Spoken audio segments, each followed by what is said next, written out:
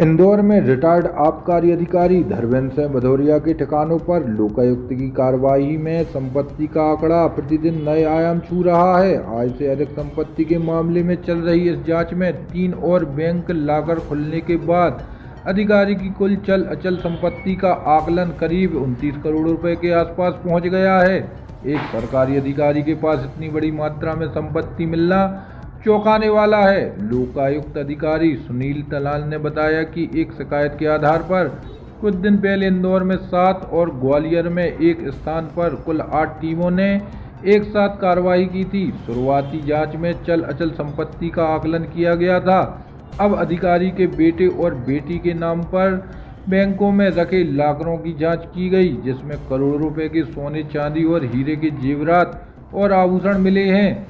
सूत्रों के अनुसार देवास नाका स्थित केनरा बैंक के लॉकर से करीब 1.5 करोड़ रुपए के जेवरात और HDFC बैंक के लॉकर से 2 करोड़ 35 लाख रुपए के आभूषण बरामद हुए हैं। इस तरह 3 लॉकरों से करीब 4 करोड़ रुपए के सोने चांदी और हीरे के जेवरात मिले हैं। लोकायुक्त टीम को ये लॉकर खोलने में काफी मशक्कत करनी पड़ी। फिलहाल लोकायुक्त की कार्रवाई जारी है और माना जा रहा है कि आने वाले समय में रिटायर्ड आबकारी अधिकारी धर्मेंद्र सिंह भदौरिया की संपत्ति का आंकड़ा और भी बढ़ सकता है। जो अनियमितताओं के आरोप थे, आप लोगों ने जांच भी करी थी, कितनी संपत्तियां कुल अभी तक प्राप्त हुई हैं और बैंक लॉकर्स भी खंगाले गए थे, क्या कुछ निकल के आया है उसमें?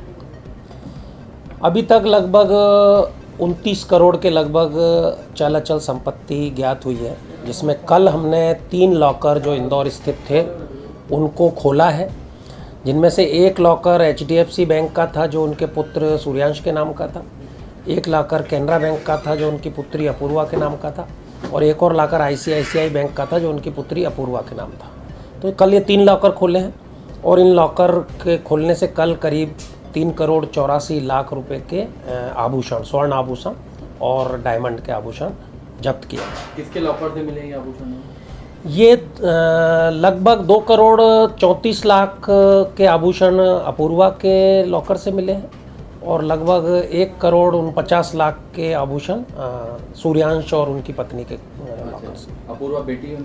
अपूर्वा उनकी छोटी बेटी। अच्छा, अभी तक टोटल एक आंकड़ा क्या हो गया संपत्ति का पूरी जांच में? अभी तक 28 करोड़ और 81 लाख 81 लाख लगभग इतना आंकड़ा हमारा चल अचल संपत्ति का हो गया। ये जेवरात के अलावा क्या क्या जब्ती हुआ है अभी तक? जेवरात के अलावा कैश है 1 करोड़ 13 लाख का जो जब्त हुआ है, और इसके अलावा उनकी अचल संपत्तियां हैं जिनका जो वैल्यूएशन हुआ है, और घर में पाए गए विभिन्न सामान जिनमें ज्वेलरी के अलावा जो सामान है वो हैं इसमें, जिसमें कि हथियार हैं, रिवाल्वर पिस्टल वगैरह हैं, घड़ियां हैं, परफ्यूम हैं, साड़ियां हैं और घर का फर्नीचर ये सब मिला के। संपत्ति कहाँ कहाँ मिली, किन किन जिलों में है इनकी संपत्ति? अभी ग्वालियर और इंदौर में प्रकाश में आई है, और इनका पुश्तैनी गांव इटावा जिले में है। वहां इनकी पुश्तैनी कृषि भूमि और पुश्तैनी मकान होना पाया है अभी तक की जांच। कितनी थी सर जो अभी तक इन्होंने प्राप्त की? इनकी वेतन से इनकम हम आंक पाए हैं अभी तक जो लगभग 2 करोड़,